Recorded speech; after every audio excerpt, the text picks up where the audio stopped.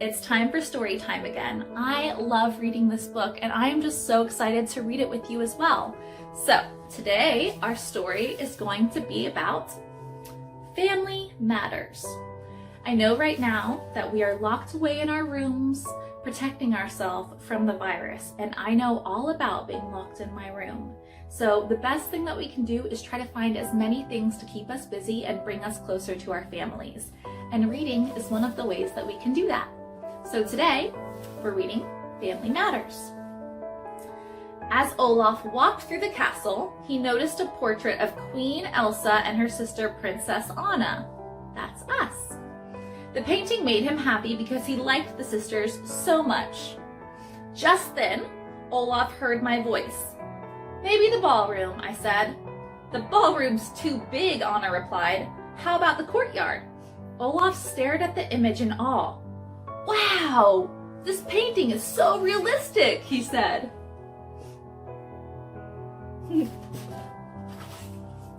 "The courtyard doesn't seem right either," I continued.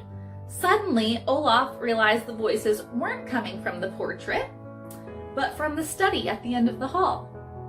"What are you doing?" he asked. "We're planning a party," I exclaimed. "I love parties," Olaf said. At that moment, Gerda and Kai entered the study. "Good morning," Gerda said. "I've got some new flowers for you." "And I have your hot chocolate," Kai chimed in. Anna quickly pulled Olaf aside. "It's a surprise party," she whispered, "so you have to keep it a secret." "I love secrets," whispered Olaf as Kai and Gerda left the room.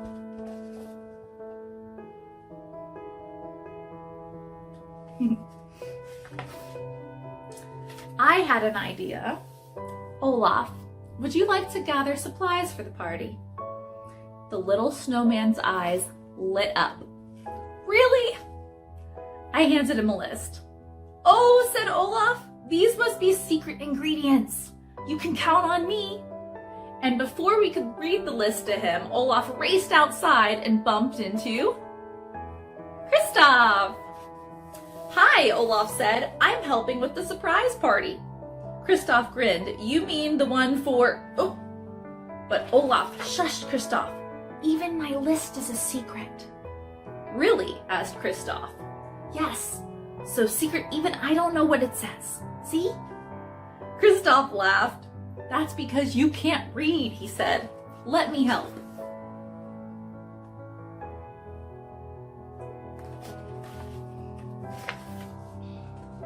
Kristoff read the list to Olaf and Sven. In no time, the snowman and the reindeer were off to find the supplies. The first item was goat cheese. When Olaf and Sven pulled up to the Anderson family goat farm, Marty and Goran welcomed them warmly. Goran looked at Olaf's list. "A party, eh? Our cheese wheels are a perfect party snack." "What are cheese wheels?" Olaf asked. "It's how we store cheese," explained Goran. "We tried rectangles and it was a disaster." Some of the Andersons' kids helped load the cheese onto the wagon. Olaf and Sven thanked them and headed to their next stop, the Miller family flour mill.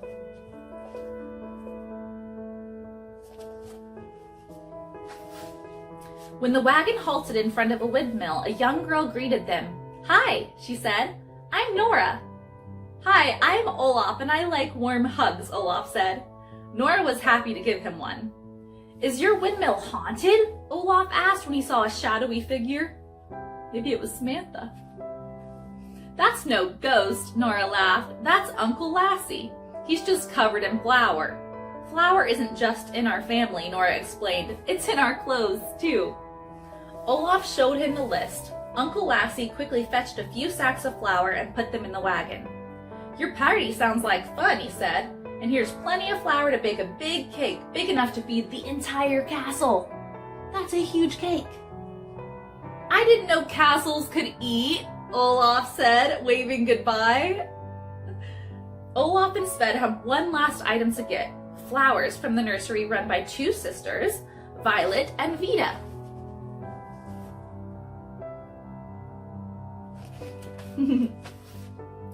Olaf showed the sisters his list, and Violet quickly rolled up a wheelbarrow full of different flowers. This garden's been in our family for generations, said Violet. You're a family too? Asked Olaf. Do you have goats or ghosts? Vita smiled. Families are like snowflakes. They are hard to catch on your tongue, Olaf interrupted. And no two are exactly alike, Vita said. When the snowman returned to the castle, he was greeted by Anna, Elsa, and Kristoff. I have all the secret ingredients, said Olaf. Great work, Olaf, said Anna. Then she began pulling the petals off the flowers. Kristoff carried the flower towards the castle, and I whisked away a plate full of cheese wheels. See you at the party, I said to Olaf. Don't forget, it's in the library.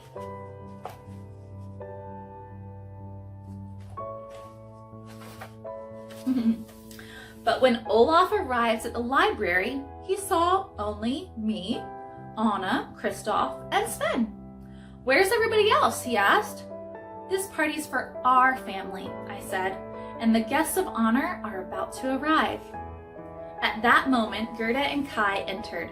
Anna and I threw the colorful petals into the air and shouted, "Surprise!" Gerda and Kai were speechless. You've been family to us ever since I can remember, I said with a smile. We wanted to say thank you. You did this all for us? Gerda asked. Yes, I said. We wanted to do something nice for you. Kai looked into his cup, which was filled with delicious frozen chocolate. I can tell you made it, he said. Yeah, I'm actually really great at frozen chocolate. Maybe I can make you a cup sometime. We added a little vinegar and salt to the flour Olaf brought us, and Anna and I used it to polish all the brass and copper in the kitchen, said Kristoff. Olaf turned to Anna. And you made the flowers into colorful snow. Yes, Anna said. It's called confetti. Said Olaf. So what is this cheese for? To eat, of course, said Kai, and he took a big bite. It's my favorite.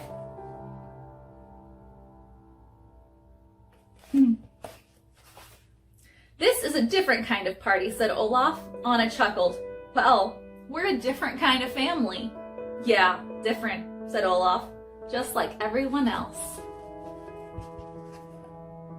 The end. I had so much fun reading that story with you. I hope that you have such a magical day, and I'll see you soon, okay? I think the most important lesson we can learn from that story is to spend as much time with our families as we possibly can and to enjoy absolutely every moment and everything that makes our family weird and special, because we're just like everybody else. I'll see you soon. You can watch this video or any of our other Storytime videos at WOBM.com or 943thepoint.com.